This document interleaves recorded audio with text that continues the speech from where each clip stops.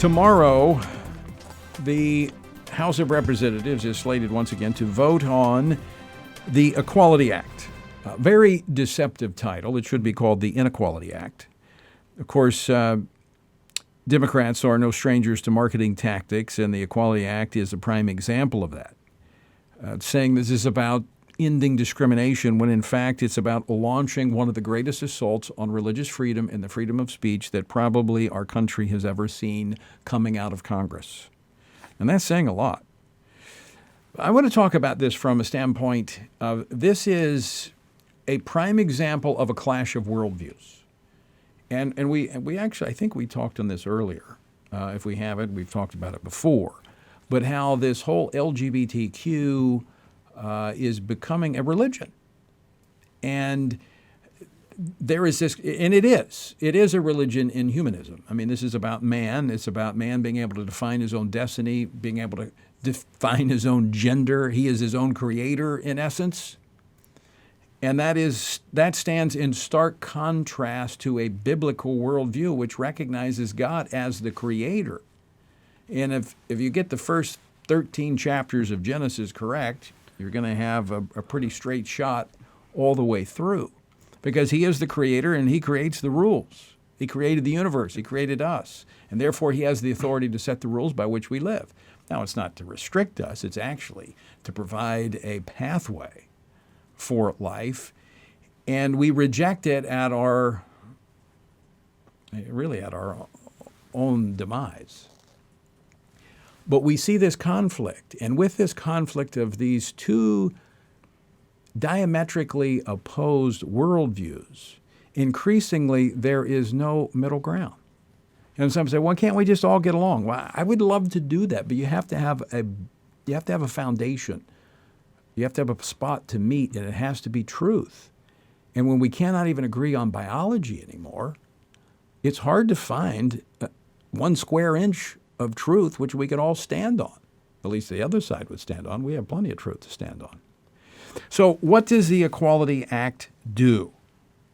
Well, it is a massive bill that amends, it provides about 60 amendments to 10 civil rights pieces of legislation and other pieces of legislation that would basically change the definition of sex and gender to accommodate this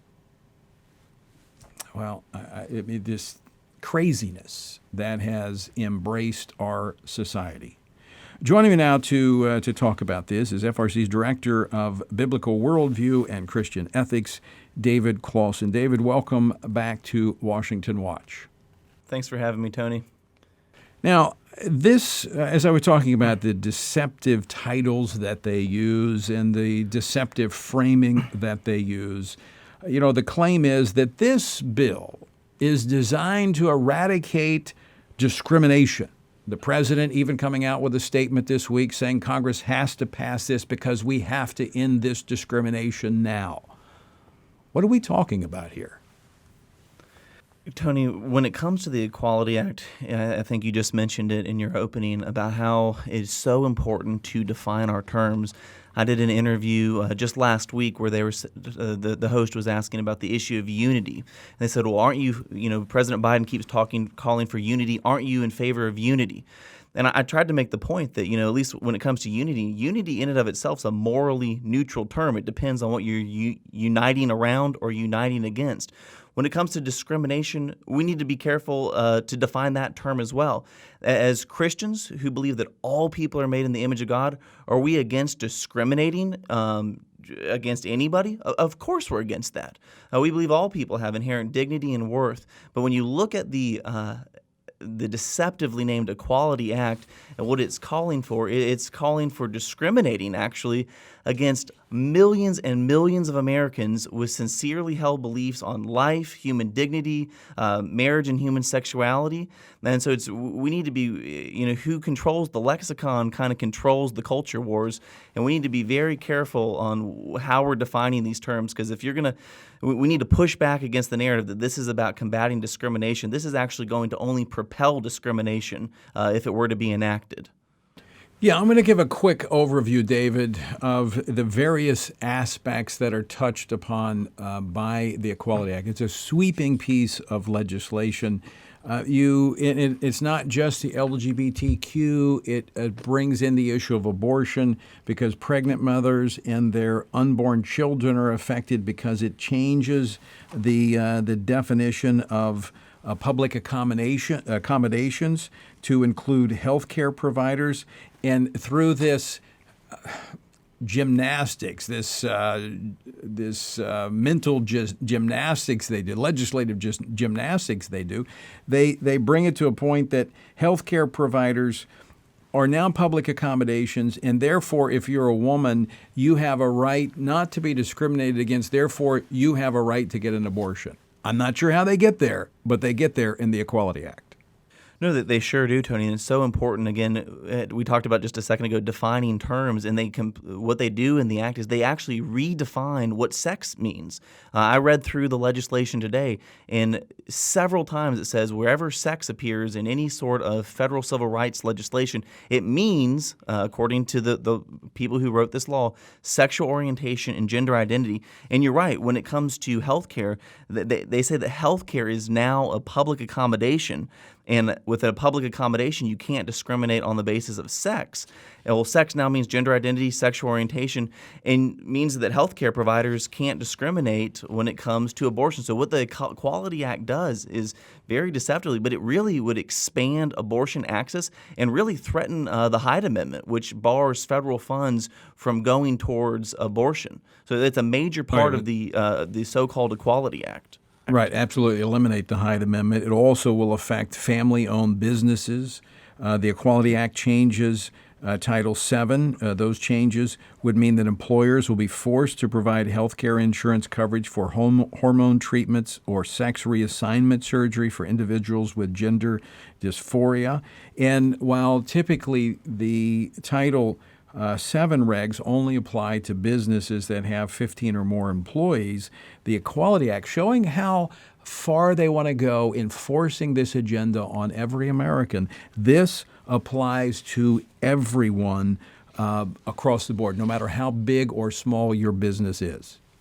No, it does, Tony. And, for listeners of the program who thought the Obama years were bad, and they were, we had stories about florists and bakers and wedding vendors who were being, all these lawsuits because they couldn't participate in a same-sex wedding ceremony or something that violated their religious beliefs. What the Equality Act would do, though, Tony, is it wouldn't just be wedding vendors who are in the crosshairs of the sexual revolution. It would be every business, like you just said, including Christian colleges and universities.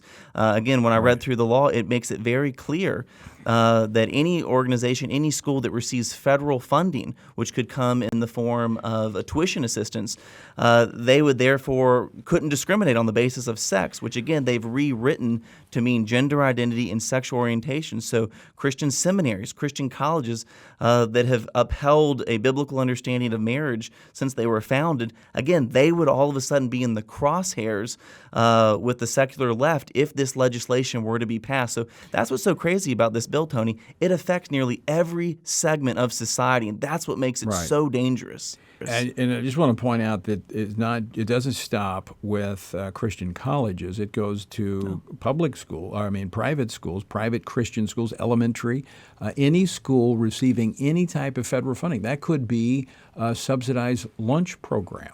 It could be any money that flows from the federal government will be a string that they use to force this agenda on these institutions, meaning that, number one, you can scratch women's sports, girls' sports off the list. That's going to be sidelined because now biological males can compete if they say they're a woman or a female. This means locker rooms, restrooms,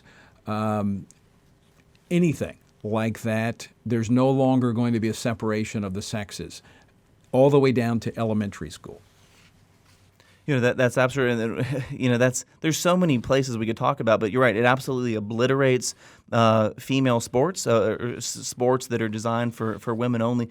But Tony, one other aspect of this bill that I think we should mention for any pastor that might be listening to the program, when it comes to redefining what it means to be a public accommodation, if you look at the law, and I'm reading it right now, it would define it as any establishment that provides a good service or program, including a store, shopping center, online retailer, service provider, food bank, service or care center, shelter, travel agency, or funeral parlor, or any establishment that provides health care. So if you're a church that provides any kind of social services, such as a food bank, or maybe you have a shelter to protect battered women, again, all of a sudden, if you have any sort of social good, because they're redefining public accommodation and redefining sex, all of a sudden your church could be in trouble if you have any sort of, you adhere to a statement of faith on what marriage is, on what human sexuality is. And again, that's why even every pastor in America needs to be realize that this legislation is actually taking aim at them as well. Right, it is. And if you allow your church to be rented for weddings, that would put you into that category. Now, David, I have a long, I've been around a while, okay, and I've been in public policy, and I've seen how the left works. They've carved out, in fact, there's another measure that's supposed to be a compromise, Fairness for All, that's advancing, which carves out a little more space for the church community, the religious community. But let me tell you what happens with that. I've seen it happen multiple times, is that they carve out a little bit of protection, fig leaf, for religious freedom, because they know that that group is going to be the most vocal. But once they get this through, then they come back. Might not be next year, but might be the year after that, and then they force the churches into the same line with everyone else, and they have lost their protections. The thing we have to realize, David, and our listeners need to realize, is that religious freedom is not something that's granted to an institution, to a church.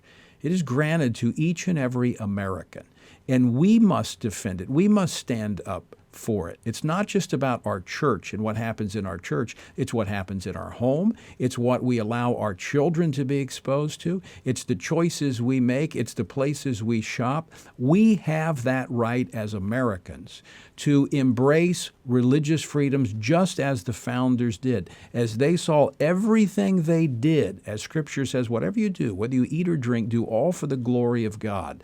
That's the way we need to view religious freedom in this country, and that clearly is being attacked by the Equality Act.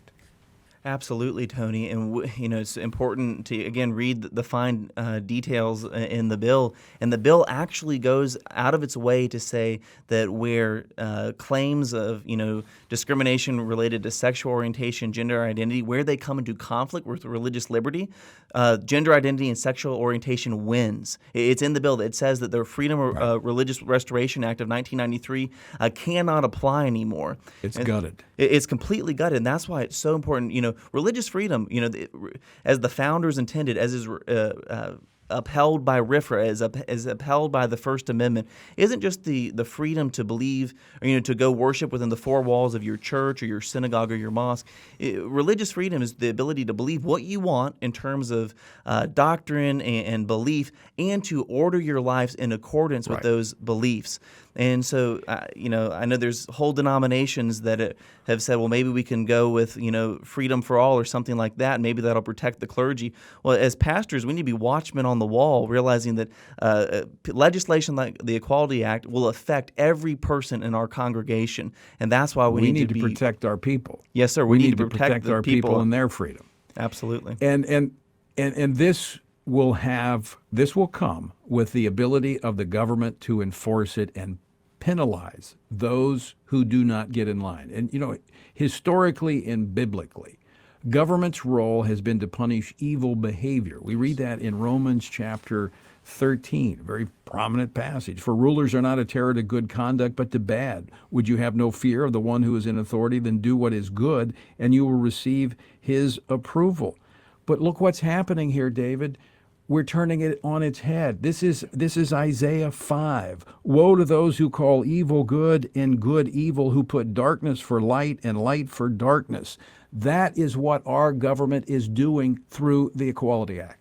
That's what the Equality Act is. It turns on its head a biblical understanding of Romans 13, and in fact, it's going to enforce conformity to a standard that on marriage and sexuality and religious freedom that is antithetical to Scripture. And so it's a completely reverse of how Christians have understood the role of government, which has been granted to it by God. And we cannot go along with it, no matter what. David Closson, thanks so much for joining me today. Thank you, Tony.